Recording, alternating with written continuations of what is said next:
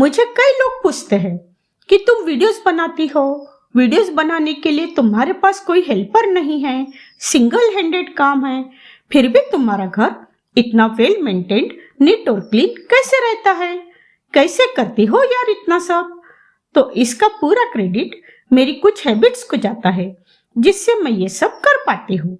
आप में से कई लोग इन डेली रूटीन हैबिट्स को फॉलो भी करते होंगे, लेकिन जिनके बच्चे छोटे हैं और वे जो अपने घर को क्लीन रखने के लिए स्ट्रगल करते हैं, आई होप यह वीडियो उनके जरूर काम आएगा। नमस्कार, स्मार्ट टिप्स विद ज्योति में आपका स्वागत है। तो आइए शुरू करते हैं।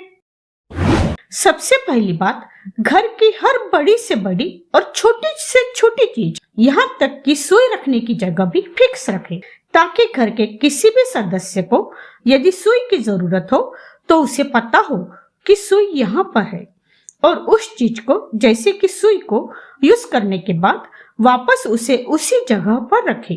ऐसा करने से आपको हर चीज उसकी जगह पर मिलेगी और चीजों को ढूंढने में आपका समय वेस्ट नहीं होगा।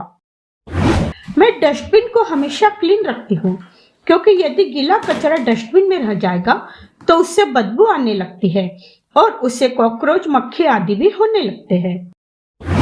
यदि चाय बनाते वक्त गलती से चाय उफन कर नीचे गिर गई है या अन्य कोई चीज जैसे कि दूध, तेल आदि गिर गया है, तो उसे उसी वक्त क्लीन कर ले, क्योंकि बाद में चाय सूख जाएगी, जिससे क्लीनिंग करने में ज्यादा टाइम लगेगा।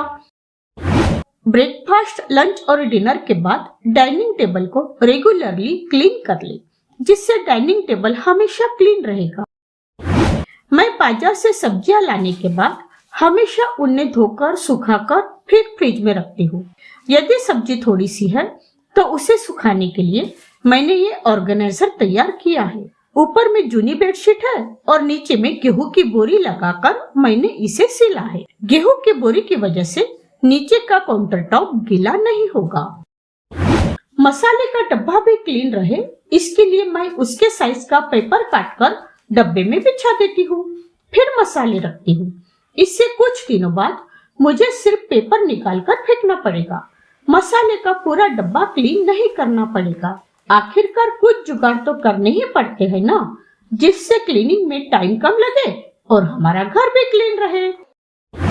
गैस सिगड़ी को पानी से धोकर क्लीन नहीं करना चाहिए, क्योंकि यदि गलती से पानी सिगड़ी के अंदर चला गया तो सिगड़ी जल्दी खराब हो सकती है।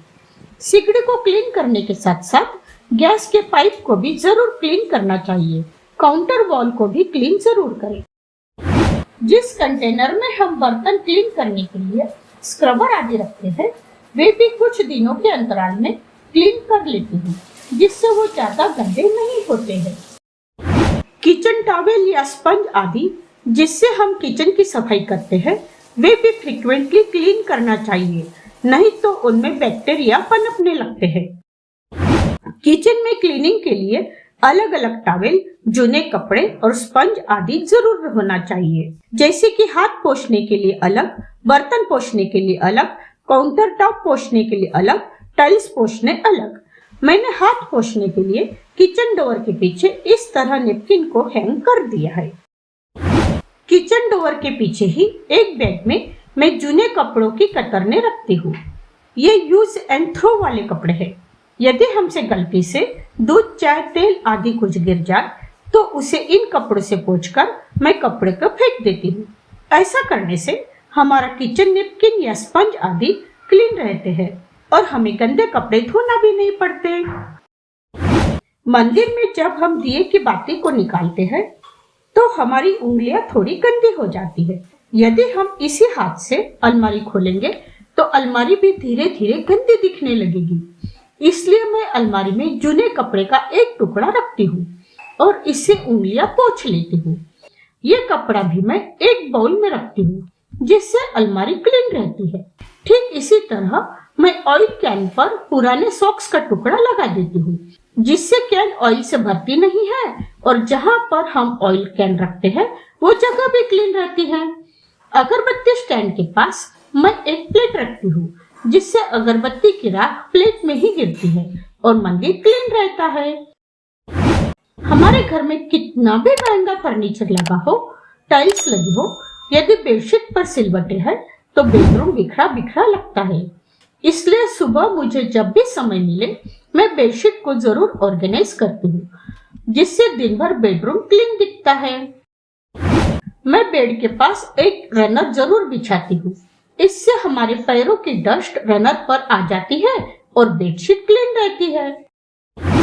चाहे मुझे कितनी भी कम सब्जी क्यों न काटना हो, मैं छिलकों के लिए एक प्लेट जरूर लेती हूँ, जिससे नीचे की जगह क्लीन रहती है। सुबह सुबह जब हम ब्रश करते हैं तो यदि वॉश बेसिन गंदा है तो गंदे वॉश बेसिन को देखकर नेगेटिव वाइब्स आती है। यदि वॉश बेसिन क्लीन रहा तो सुबह सुबह हमें पॉजिटिव वाइब्स मिलेगी और हमारा पूरा दिन अच्छा बीतेगा। इसलिए मैं वॉश बेसिन को भी रेगुलरली क्लीन करते रहती हूँ। यदि आप इन छोटे छोटे हैबिट्स को फॉलो करेंगे तो यकीनन आपका घर भी नीट और क्लीन रहेगा। फिर मिलेंगे अगले वीडियो में। जय श्री कृष्ण।